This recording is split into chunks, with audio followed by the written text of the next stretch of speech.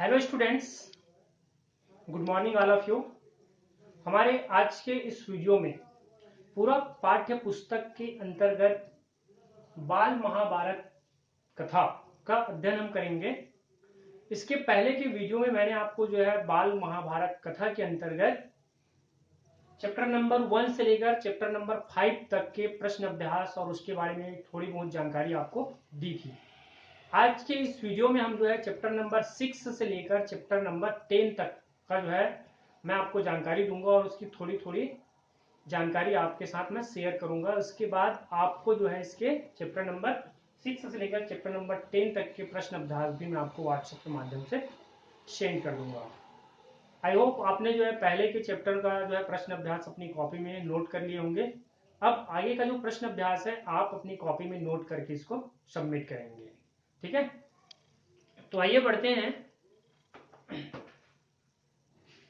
Chapter number 6 बाल महाभारत कथा के अंतर्गत। चैप्टर नंबर 6 के अंतर्गत दिया है भीम। भीम के बारे में आप सभी परिचित हैं। पांचों पांडवों में से सबसे शक्तिशाली जो पुत्र था वो था आपका भीम। पांचों पांडव तथा धृतराष्ट्र के 100 पुत्र जो कौरव कहलाते थे हस्तिनापुर में साथ साथ रहने लगे। खेल कूद हंसी मजाक सब में वे साथ ही रहते थे, है ना। कौरव और पांडव जो है हस्तिनापुर में एक साथ रहते थे, जिसमें से उनकी शिक्षा दीक्षा और खेल कूद सभी एक साथ हुए। शरीर बल में पांडु का पुत्र भीम सबसे बढ़कर था। इन सभी कौरव और पांडवों में, है ना, सबसे शक्तिशाली शरीर बल में जो है कौन था? भीम। खेलों में वह दुर्योधन और उसके भाइयों को खूब तंग किया करता था। अपनी शक्ति के बल पर जो है वो कभी कभी दुर्योधन को बहुत चिढ़ाता था, उसको तंग करता था।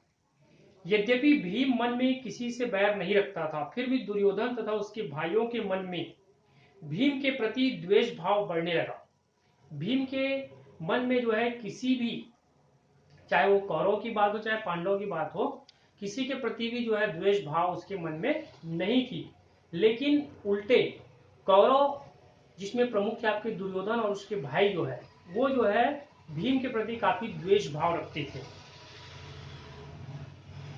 इधर सभी बालक कृपाचार्य से अस्त्र विद्या के साथ साथ अन्य विद्याएं भी सीखने लगे। विद्या सीखने में भी पांडव कौरव से आगे ही रहते थे, ठीक है। इस तरह से भीम का परिचय रहा।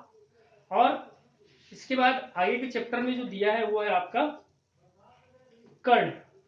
चैप्टर नंबर 7 कर्ण, जिसको कहा गया है सूत पुत्र कर्ण।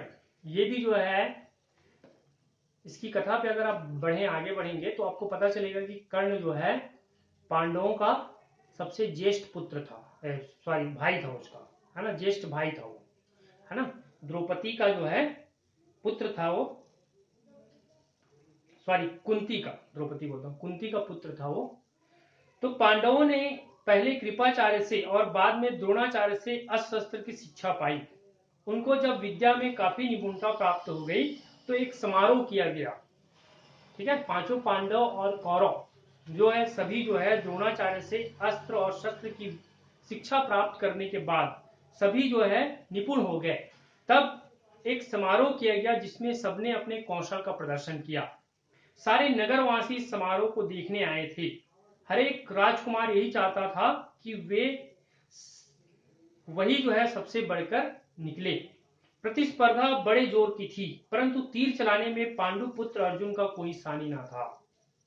प्रतिस्पर्धा जो है काफी अधिक थी, लेकिन सबसे तीर चलाने के मामले में अगर हम देखें तो अर्जुन से बढ़कर कोई नहीं था। मतलब अर्जुन के मुकाबले में वहां पर कोई भी जो है ऐसा धनुर्धर नहीं था जो उतनी धनुष विद्या जानती हो। अर्जुन ने धनुष विद्या में कमाल का खेल दिखाया, जिसे देखकर दर्शक और राजवंश के लोग भी दंग रह गए। यह देखकर दुर्योधन ईर्ष्या से जलने लगा। अभी खेल हो ही रहा था कि इतने में रंगभूमि के द्वार पर खम ठोंकते हुए एक रोबीला और तेजस्वी युवक मस्तानी चाल से आकर अर्जुन के सामने खड़ा हो गया। यह युवक अधिरथ द्वारा पोषित कुंती पुत्र कर्ण ही था, ठीक है।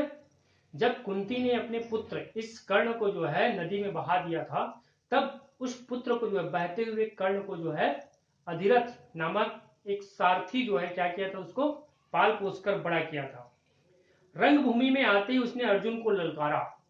इस चुनौती को सुनकर दर्शक मंडली में खलबली मच गई, पर ईर्ष्या की आग से जलने वाले दुर्योधन को बड़ी राहत मिली। क्यों राहत मिली? चलो कोई तो है जो अर्जुन को ललकारने वाला है, ऐसा जो उसके मन में एक भावना हुई। उसने तपाक से कर्ण का स्वागत किया। जैसे उसने देखा कि कोई अर्जुन को ललकार रहा है, तब तुरंत ही जो है वो अपनी आसन से उठकर जो है कर्ण का स्वागत करने चले गए। कर्ण बोला, राजन, मैं युद्ध अर्जुन से द्वंद्व युद्ध और आपसे मित्रता करना चाहता हूं। कर्ण की चुनौती को सुनकर अर्जुन को तैस आया। वह बोला, कर्ण, सभा में जो बिना बुलाए आते हैं और जो बिना किसी के पूछे बोलने लगते हैं, वे निंदा के योग्य होते हैं। ठीक है, इस तरह से कर्ण का अपमान भी किया जाता है। और कथा आगे बढ़ती जाती है। तब कर्ण जो है रहने के लिए क्या था, वहां जो प्रतिस्पर्धा जो हो रही थी केवल राजकुमारों के बीच हो रही थी, लेकिन कर्ण जो है कहीं का भी राजकुमार नहीं था, है ना। तो यह बोलकर जो है कर्ण को प्रतिस्पर्धा से बाहर कर दिया जाता है। तब उसके मित्र जो है दुर्योधन, जिन्होंने कर्ण से मित्रता बढ़ाई थी, अपने मित्र को जो है वो अंगराज का जो है सम्राट घोषित कर देते हैं, राजा घोषित कर देते हैं। इस तरह से कर्ण जो है वहां का राजा बन जाता है और अर्जुन को फिर से ललकारने लगता है।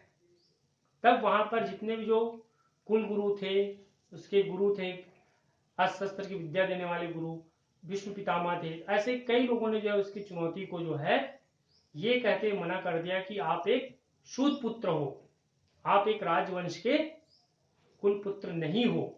ऐसा कहकर जो है कर्ण की चुनौती को जो है खारिज कर दिया जाता है। लेकिन यह दृश्य को देखकर कुंती जो है मन ही मन जो है अपने आप को कोसती है कि आज मेरा ही पुत्र जो है अपने भाई को ललकार रहा है। इस तरह से कर्ण का ये परिचय रहा। इसके आगे के चैप्टर में जो दिया है द्रोणाचार्य, द्रोणाचार्य के बारे में बता दें। आचार्य द्रोण महर्षि भरद्वाज के पुत्र थे। आचार्य द्रोण जो है महर्षि भरद्वाज के पुत्र थे। पांचाल नरेश का पुत्र द्रुपद भी द्रोण के साथ ही भरद्वाज आश्रम में शिक्षा पा रहा था। दोनों में गहरी मित्रता थी। कभी कभी राजकुमार द्रुपद उत्साह में आकर द्रोण से यहां तक कह देता था कि पांचाल देश का राजा बन जाने पर मैं आधा राज्य तुम्हें दे दूंगा। शिक्षा समाप्त होने पर द्रोणाचार्य ने कृपाचार्य की बहन से ब्याह कर लिया।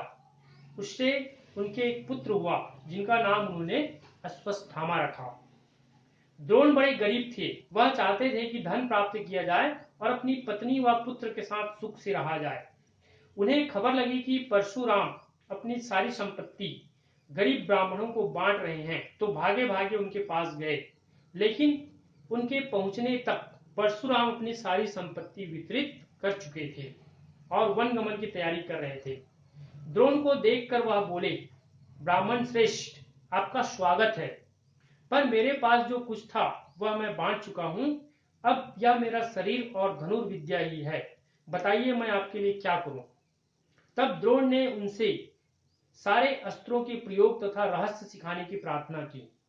परशुराम ने यह प्रार्थना स्वीकार कर ली और द्रोण को धनुर्विद्या की पूरी शिक्षा दे दी। इस तरह से द्रोणाचार्य के पास धनुर्विद्या जो है काफी अधिक उसको मिल गई परशुराम के माध्यम से, और वहीं से जो है वो काफी अधिक श्रेष्ठ हुए और आगे चलकर वही द्रोणाचार्य कौरव और पांडवों के अस्त्र शस्त्र की शिक्षा देने में वो जो है सफल हुए।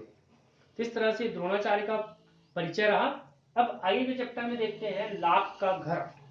जैसे महाभारत की कथा आगे बढ़ती जाती है, तो इसमें जो है कौरव और पांडवों के बीच जो है बैर भाव जो है बढ़ने लगता है। ठीक है, जिसके कारण कौरव जो है पांडवों को मारने के लिए तरह तरह के षड्यंत्र रचते हैं, जिसमें से एक है आपका लाख का घर, जिसको लाक्षागृह के नाम से भी जाना जाता है। कौरवों के द्वारा पांचों पांडवों को जो है मारने के लिए जो है या उनकी पूरी कुल को जो है नष्ट करने के लिए जो है यह एक षड्यंत्र रचा जाता है, जिसका नाम रखा गया था लाक्षागृह। वह जो लाक्षागृह था पूरी तरह से लाख से निर्मित किया गया था, जिसमें केवल एक चिंगारी लगते ही पूरा महल जो है जलकर राख हो जाता। ऐसे इस महल में जो है पांडवों को जो है भेजा गया और गुप्त तरीके से जो है वहां पर आग लगाने की जो कोशिश है वो की गई थी, जिससे बचकर जो है पांडव सुरक्षित बाहर निकल जाते हैं और अपने आप को जो है वो बचा लेते हैं। ठीक है, इसके बाद आगे आते हैं पांडवों की रक्षा। पांडवों की रक्षा, इस लाक्षागृह से जो है पांडवों की रक्षा किसने की और कैसे उनके जीवन में जो है हमेशा ढाल बनकर आगे आए।